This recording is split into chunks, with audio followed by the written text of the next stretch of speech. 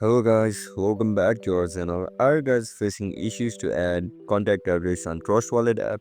If that's so, then this video might help you out. Without further ado, let's get started. First of all, open Trust Wallet app on your device. Once you open the app, enter your passcode. After you get logged in into your account, now look at the top right corner of your screen. Click on this icon. Once you click on it, now click on plus icon, which is also located at the top right corner of your screen. Tap on it. Once you tap on it, click on Ethereum and change it to BNB Smart Chain. With the help of this Smart Chain, you will be able to add contract address. Select it.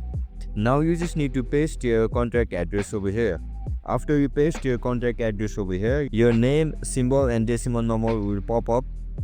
And that's it guys, that's how we're gonna add contract address on Trust Wallet app. If you guys found this video helpful, don't forget to like, share and subscribe to our channel. See you in the next one. Bye bye.